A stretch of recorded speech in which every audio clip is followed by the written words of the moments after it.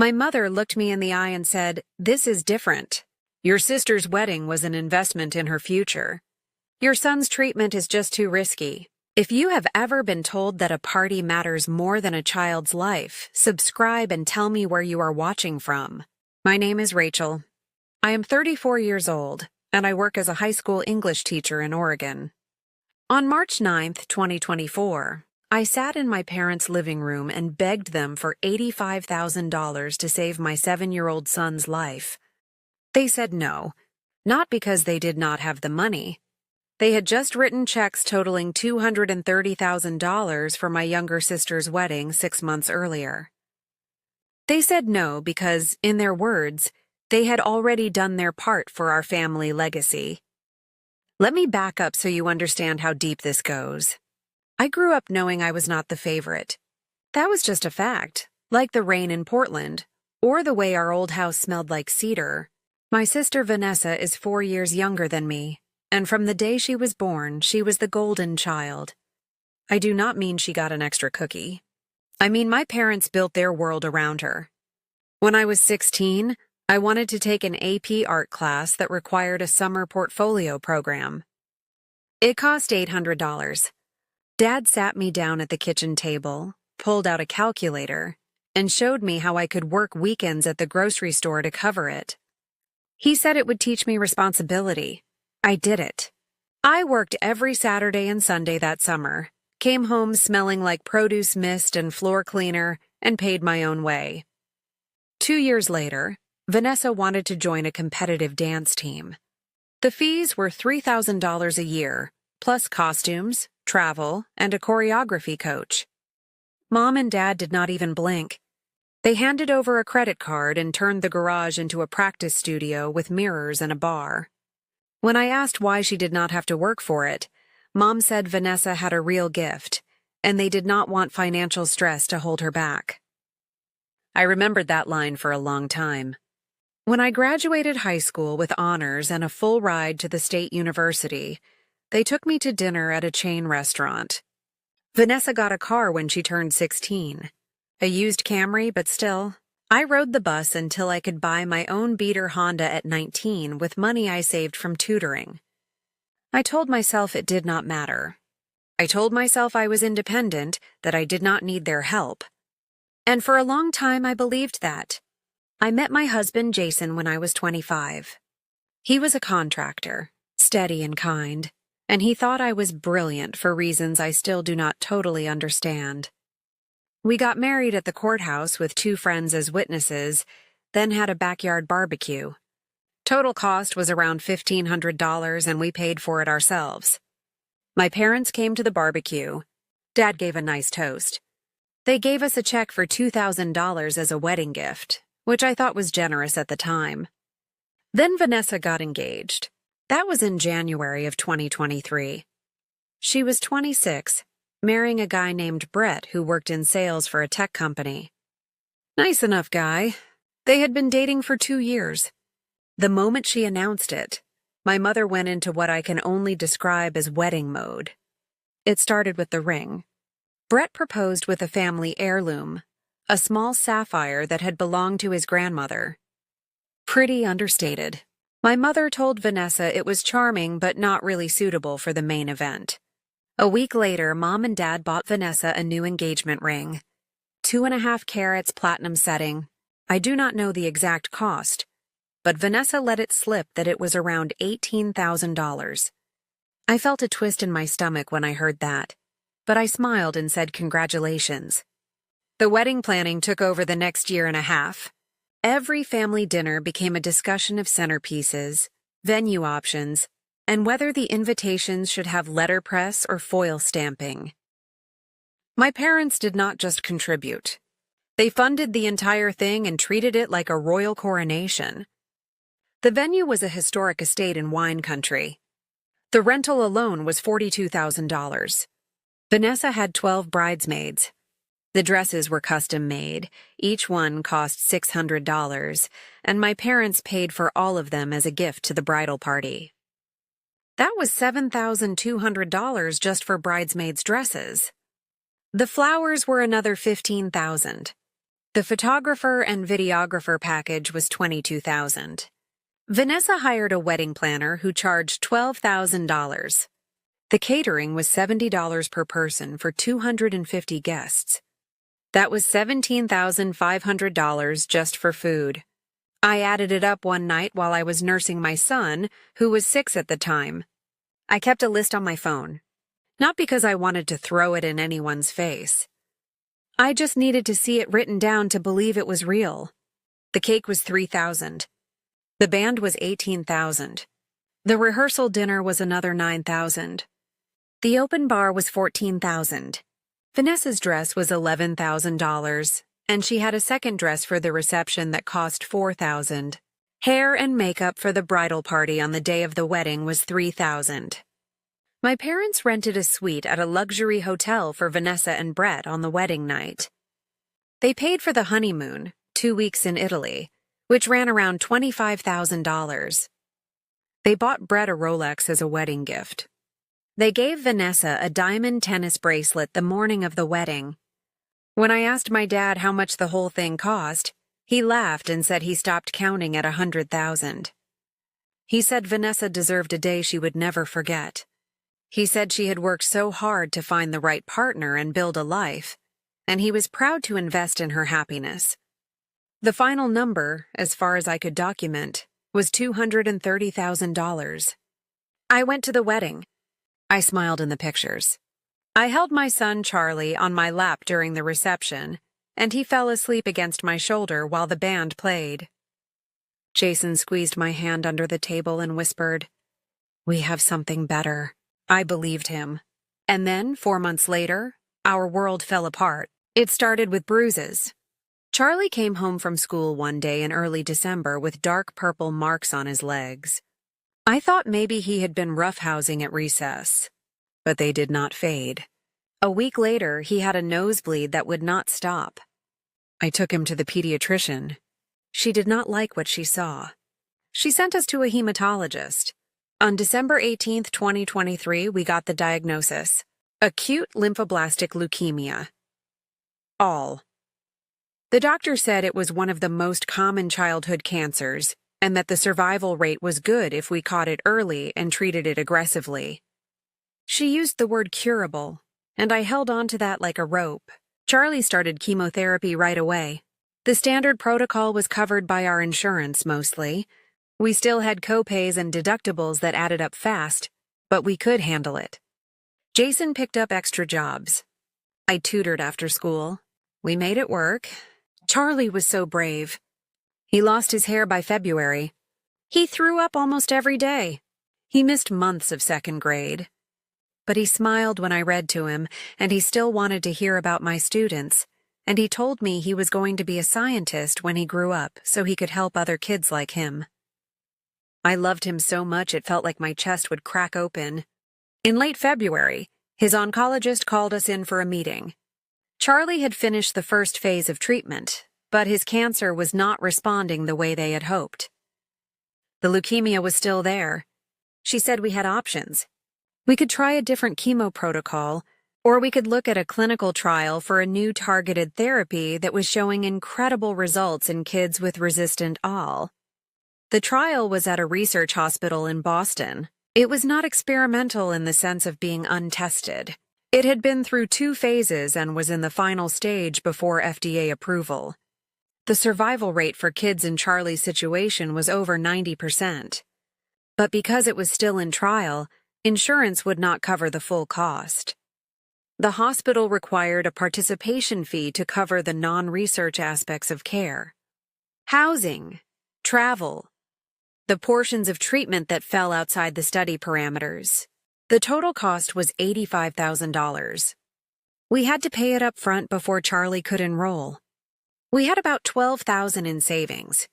Jason and I had been putting away what we could, but medical bills had eaten through most of it. I ran the numbers 100 different ways. We could take out a loan, but our credit was average, and we would be looking at interest rates that would bury us. I started a fundraiser online. Friends and coworkers donated. We raised $11,000 in 3 weeks.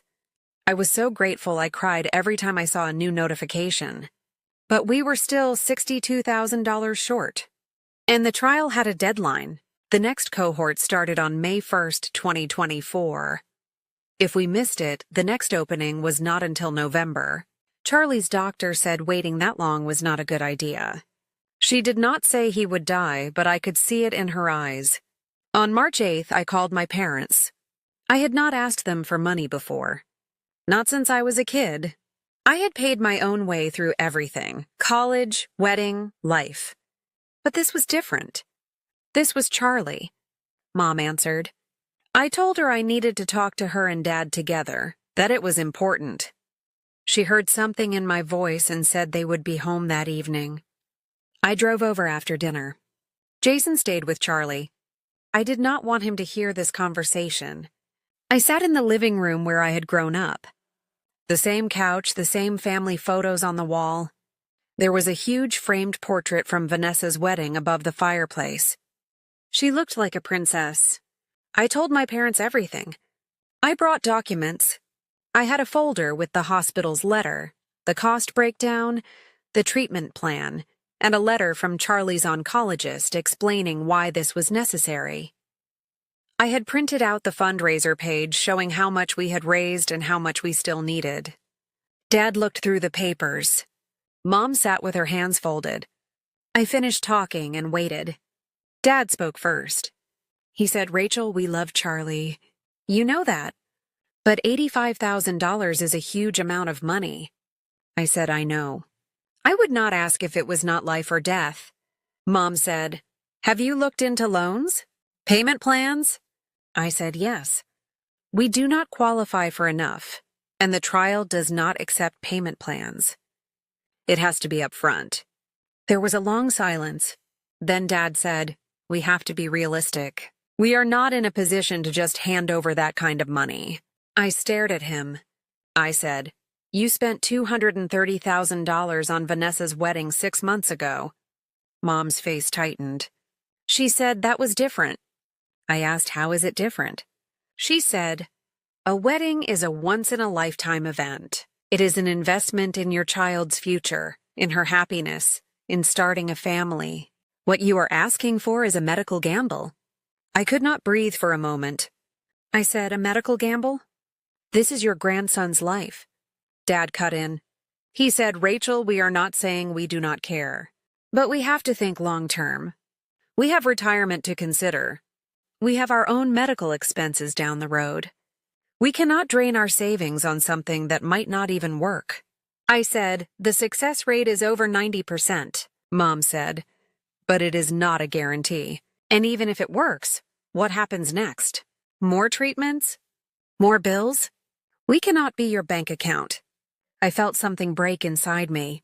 I said, you gave Vanessa a $42,000 venue. You bought her an $18,000 ring. You paid for her honeymoon. You said you were proud to invest in her happiness. Dad said, and we are proud of that. Vanessa worked hard. She built a life. She deserved that day. I said, and Charlie does not deserve a chance to grow up? Mom folded her arms. She said, you are being dramatic. There are other options. State programs, charity care. You are a smart woman, Rachel. Figure it out. I stood up. My hands were shaking. I said, I am begging you. Please, this is Charlie. Dad looked away. He said, we have made our decision. We are sorry. I walked out. I did not cry until I got to my car. That night, Jason held me while I sobbed. He said we would find another way. He said he would sell his truck, sell our house if he had to. I said we did not have time for that. The deadline was 7 weeks away.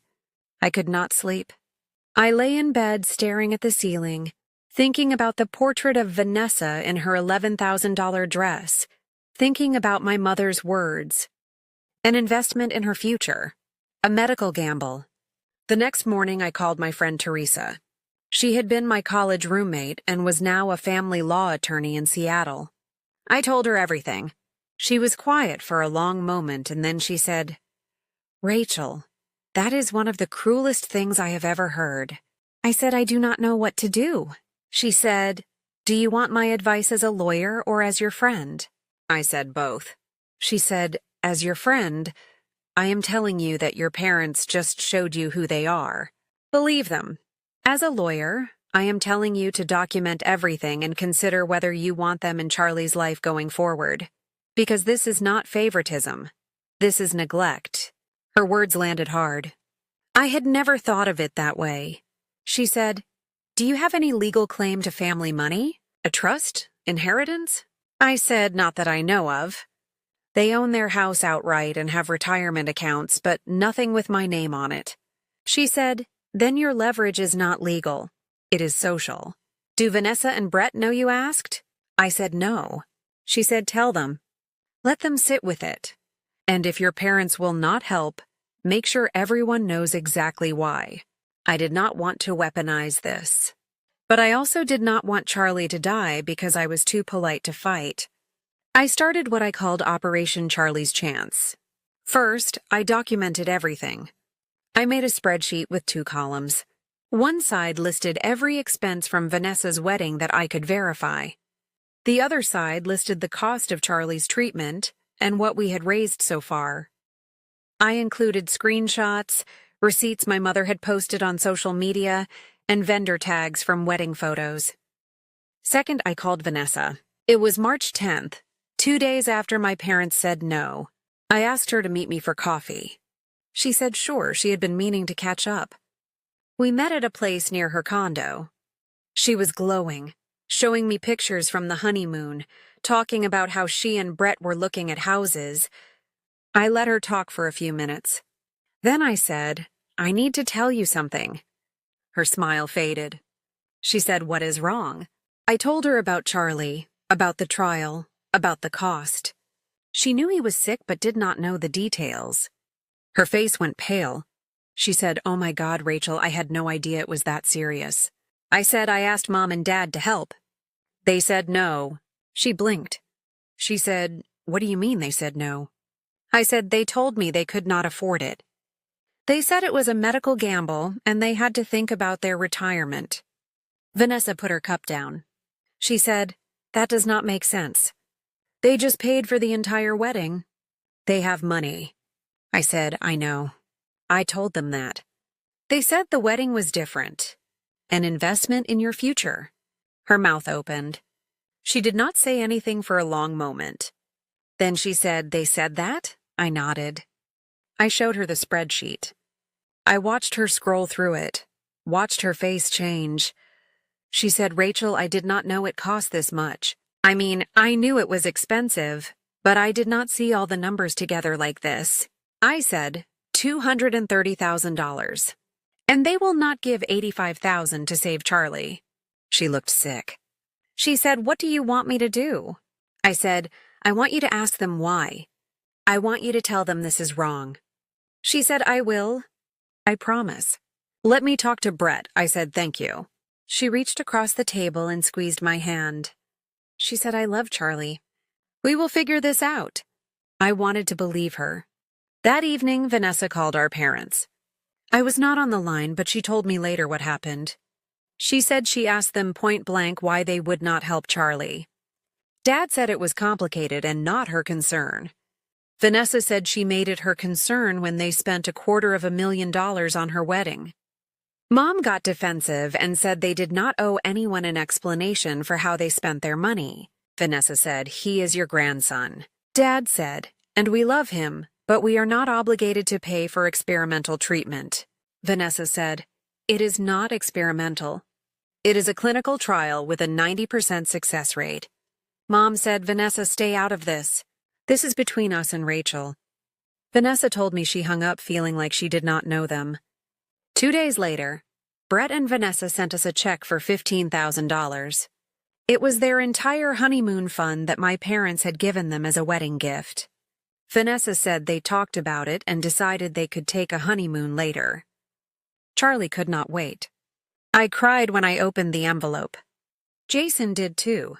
We were still short, but it was something. We were at $38,000 now. We needed 47 more. I did something I never thought I would do. On March 15th, I made a public post on social media. I had always been private, but I did not have a choice anymore. I wrote out the whole story. I did not name my parents, but I laid out the facts. My son needed $85,000 for life-saving treatment. We had raised what we could. Family members who had resources had declined to help. I included a link to the fundraiser and a picture of Charlie smiling in his hospital bed, bald and thin, but still my boy. The post went viral in my local community. Teachers, parents from Charlie's school, former students, people I had not talked to in years started sharing it. The fundraiser climbed. 5,000. 10,000. 20,000. My mother called me on March 17th. She was furious. She said, "How dare you air our private family business online?" I said, "I did not name you." She said, "People know. My friends are asking me questions. This is humiliating." I said, "Charlie is dying and you are worried about being embarrassed." She said, "You are manipulating people. You are making us look like monsters." I said, "I am telling the truth. If that makes you look bad, maybe you should think about why." She said, "Take the post down." I said, "No." She hung up. The next day, my father sent me an email. It was formal, almost like a legal document. He said that he and my mother had discussed the situation, and they were willing to offer a loan of $20,000 at a 5% interest rate to be paid back over 10 years. He attached an amortization schedule. I stared at the screen. A loan, with interest, for my son's life. I did not respond. On March 21st, the fundraiser hit $62,000. Combined with what we had saved and Vanessa's gift, we had $77,000. We were $8,000 short. Jason sold his truck. It was a Ford F-150 he had bought new 5 years earlier, the first new vehicle he had ever owned. He was so proud of that truck. He sold it to a guy from work for $9,000 and bought a beat-up Toyota Tacoma for $1,000. He handed me the $8,000 in cash and said, "Let's go to Boston." I called the hospital on March 23rd and told them we had the full amount. They scheduled Charlie's intake for April 15th. We had 3 weeks to get our lives in order. I took a leave of absence from school. My principal was incredibly kind. She said my job would be waiting, and the staff had pooled sick days to cover my leave so I would still get paid. I had never felt so grateful. Jason lined up remote project management work so he could come with us.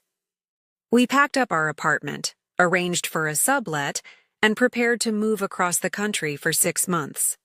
On April 10th, 5 days before we were supposed to leave, my parents showed up at our door. I opened it and just stared. I had not seen them since the night I asked for help. Mom said, "Can we come in?" I did not move. I said, "Why are you here?" Dad said, "We want to talk." I said, "So talk."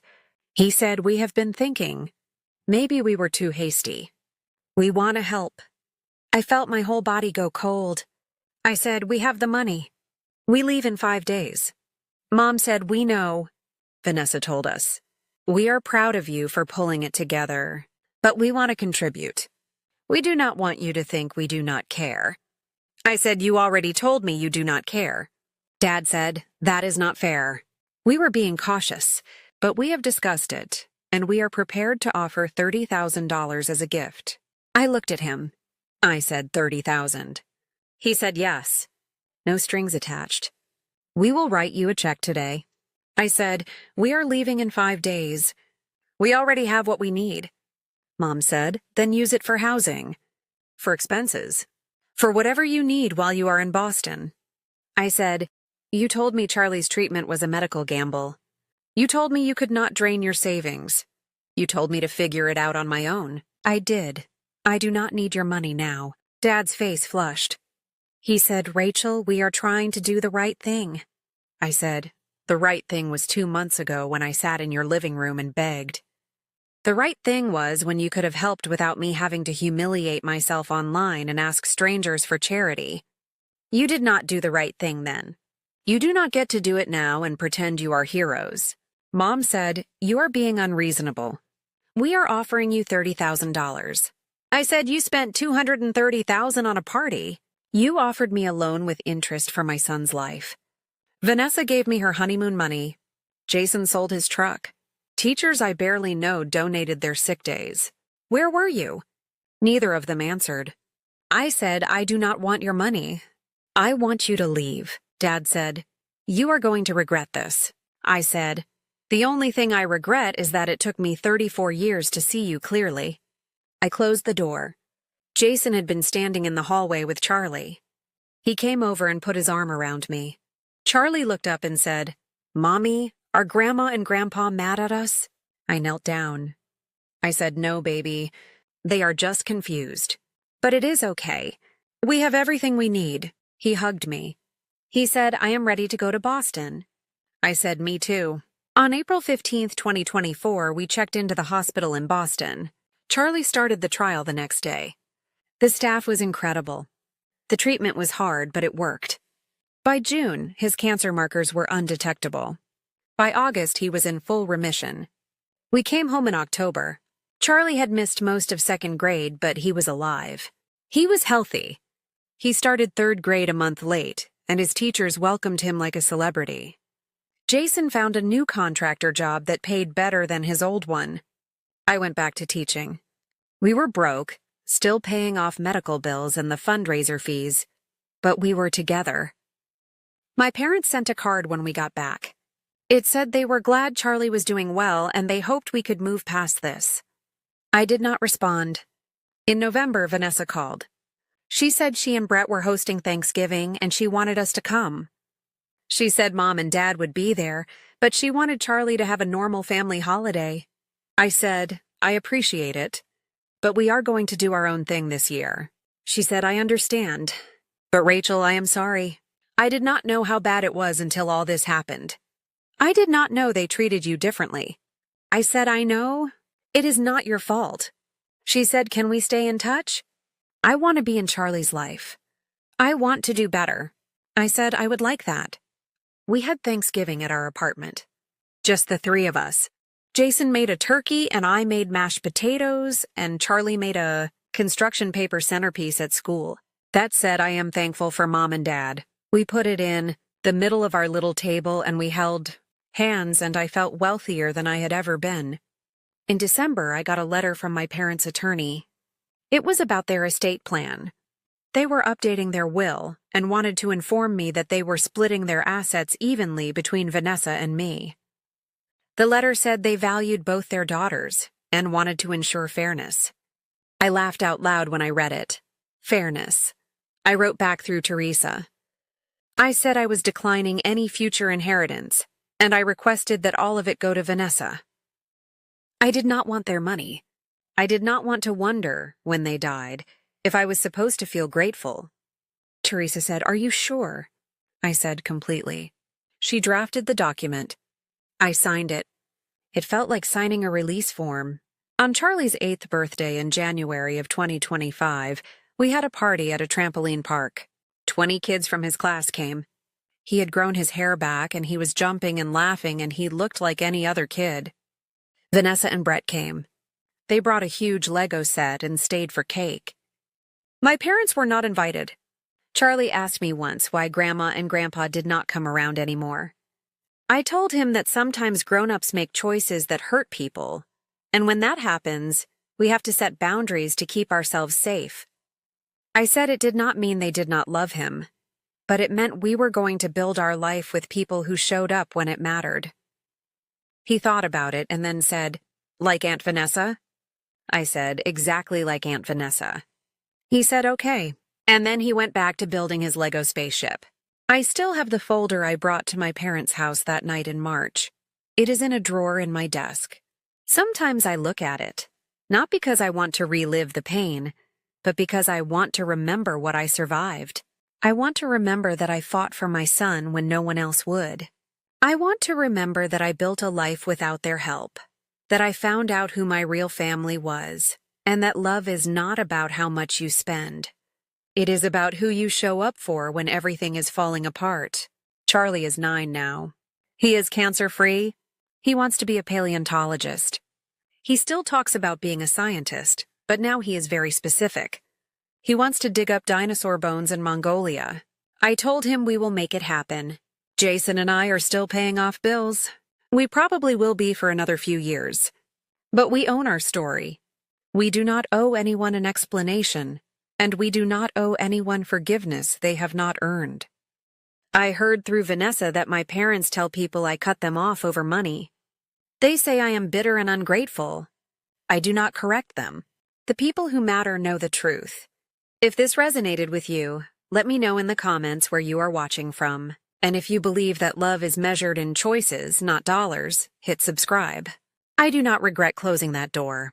I regret that I did not see the truth sooner. But I am building something better now. A family where showing up is not optional. A life where my son knows his worth is not up for debate. And a future where the people at our table are the ones who carried us when we could not stand. That is the investment that matters.